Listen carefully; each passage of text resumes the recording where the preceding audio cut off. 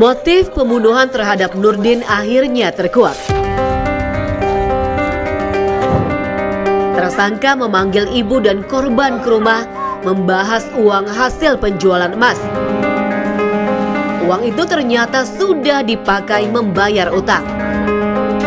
Adapun kronologi kejadian tersebut yaitu berawal dari tersangka mendapatkan informasi terkait dengan hutang yang telah dibayar oleh keluarganya kepada ibu tersangka. Setelah itu tersangka ingin mengkonfirmasi terhadap ibu korban apakah benar informasi tersebut. Lalu tersangka meminta kepada ibu korban beserta korban untuk datang ke rumah tersangka. Kemudian selang beberapa menit datanglah ibu tersangka bersama korban yang merupakan ayah tiri dari tersangka saudara Rian.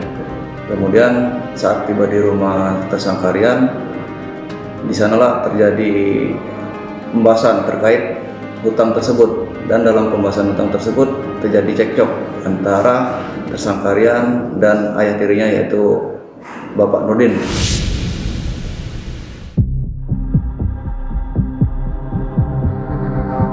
Tersangka berisi tegang dengan ibu dan korban karena tersangka sendiri tak punya uang saat itu. Uang sudah habis membayar utang. Gua ambil lah di pohon aku tadi, dibayarnya 2.400.000, ini aku cukupi 100, jadi 2,5 juta sen itu. Habis sen itu lah aku bayar ke 4 bulan yang lewat ya.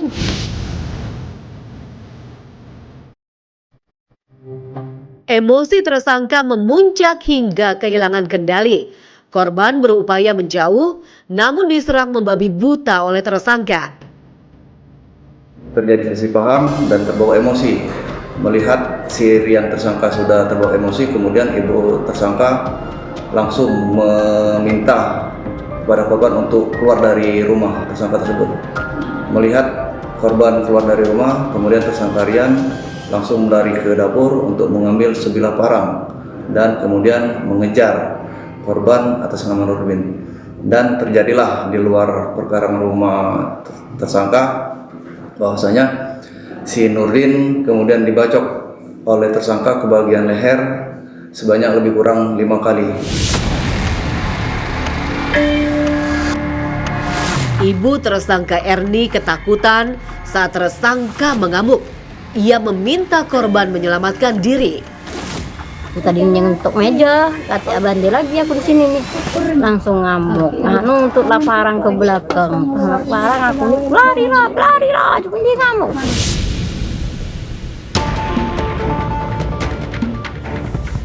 Setelah menganiaya korban, pelaku meninggalkan lokasi. Korban yang terluka parah diselamatkan warga, namun nyawanya tak tertolong. Atas kejadian tersebut, tersangka langsung pergi meninggalkan korban, dan pada saat itu korban masih mengalami kesakitan akibat pembacokan yang dilakukan oleh tersangka. Kemudian korban diselamatkan dan dibawa oleh tetangga setempat yang bernama Agung untuk dilarikan ke Puskesmas Babat.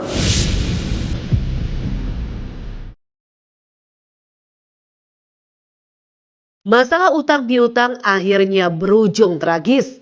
Emosi tak terkendali membuat Rian membunuh ayah tirinya sendiri, Nurdin.